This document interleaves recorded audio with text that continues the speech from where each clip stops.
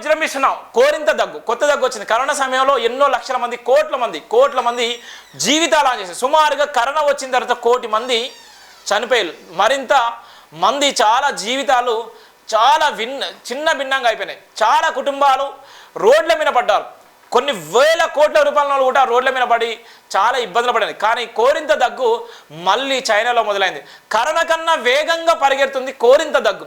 ఈ కోరింత దగ్గు ఏందని అనుకుంటున్నారా? ఇలా చైనాలో ఇలా విజృంభిస్తున్నటువంటి కోరింత దగ్గు. ఈ కోరింత దగ్గు కరోనా కన్నా భయంకరమైనటువంటి కోరింత దగ్గు. ఈ కోరింత దగ్గు కూడా ఏ విధంగా ఉందో చూసేటువంటి ప్రయత్నం చేద్దాం. చైనాలోని వుహాన్ ల్యాబ్లో పుట్టినట్లుగా భావించే కోవిడ్ వైరస్ అంతర్జాతీయంగా కోట్లాది మంది ఆ వైరస్ బారిన పడి 70 లక్షల పైగా అధికారికంగా మరణించారు. నిజానికి ఈ సంఖ్య 1 కోటి దాటి ఉంటుందని అంచనా. అయితే 2019లో తొలిసారి వెలుగు చూసిన మహమ్మారి నుంచి ఇప్పుడిప్పుడే ప్రపంచ దేశాలు కోలుకుంటున్నాయి. తాజాగా మరో మహమ్మారి చైనాలో విజృంభిస్తుంది. ఈ ఏడాది మొదటి 2 నెలల్లో ఈ వ్యాధికి సంబంధించిన కొత్త కేసులు 20 రెట్లు పెరిగినట్లు చెబుతున్నాయి. ఇదే కోరింత దగ్గు. దీన్ని హంపింగ్ దగ్గు అని కూడా అంటారు. ఇక national disease control and prevention administration చెప్పిన లెక్కల ప్రకారం 2024 జనవరి ఫిబ్రవరి నెలలో చైనాలో 32,380 కోరింత దగ్గు కేసులు నమోదు కాగా 13 మరణాలు కూడా సంభవించాయి. దీంతో ప్రపంచవ్యాప్తంగా మరోసారి భయాందోళనలు వ్యక్తమవుతున్నాయి. అయితే గత ఏడాది మొత్తం నమోదైన అంటువ్యాధుల సంఖ్య ఈ ఏడాది మొదటి 2 నెలల్లో నమోదైన కేసుల సంఖ్య సమానంగా ఉన్నట్లు తెలుస్తుంది. దీంతో కోరింత దగ్గు చైనాలో అత్యంత అంటువ్యాధిగా శ్వాసకోశ వ్యాధి ప్రభావం చూపుతుంది.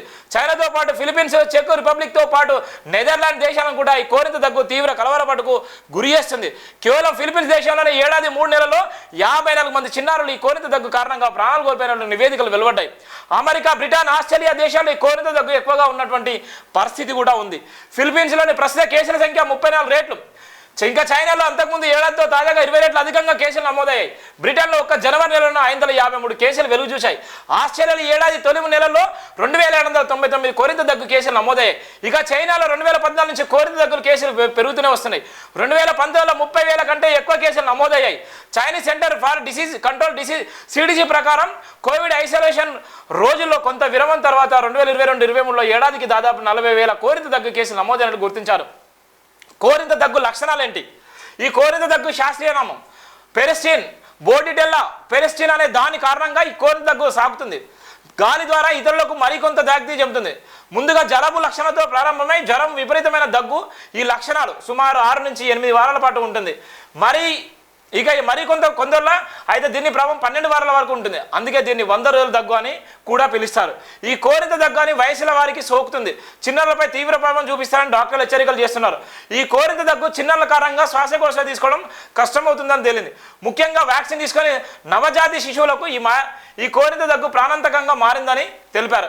వ్యాక్సిన్ తీసుకున్న వాళ్ళు దీని ప్రభావం తక్కువగానే ఉందని చెప్పారు.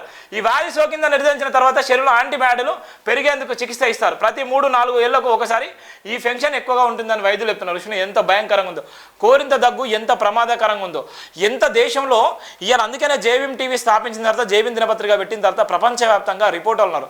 వాళ్ళందరూ ఫ్రీలాన్స్ జర్నలిస్టులు చాలామంది అంబేద్కర్ ఆశయం కోసం, అంబేద్కర్ అంటే ఈ నినాదం అంటే ఇష్టపడేటువంటి వ్యక్తులు అందించినటువంటి మా వార్త. ఆస్ట్రేలియాలో ఉన్నటువంటి, అమెరికాలో ఉన్నటువంటి, ఫిలిప్పీన్స్లో ఉన్నటువంటి, థాయిలాండ్, మలేషియాలో ఉన్నటువంటి మా రిపోర్టర్లు అందించినటువంటి వార్త ఇది.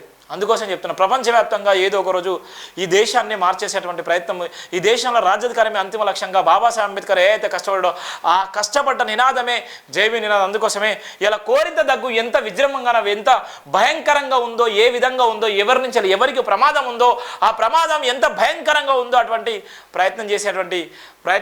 ఇక్కడ ఉన్నటువంటి కరోనా సమయాలు ఇప్పుడు కూడా కోలుకోలేని కుటుంబాలే. కరోనా వచ్చిన తర్వాత ఎంతోమంది రోడ్ల మీద పడ్డారు. ఎన్నో కుటుంబాలు ఆగం గోచరంగా ఉన్నాయి.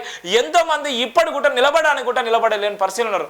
ఇప్పుడు కూడా రోడ్ల మీద బిచ్చమెత్తుకునేటువంటి ప్రయత్నం చేస్తున్నారు. ఇప్పుడు కూడా కరోనా సమయం దెబ్బతిన్న తర్వాత కూడా కంపెనీలు దివాళాలు తీసినాయి. ఎంతోమంది జీవితాలను ఆగం చేసినట్టు కరోనా కోరింత దగ్గు రూపంలో మళ్ళా చైనా నుంచి పుట్టుకొచ్చింది.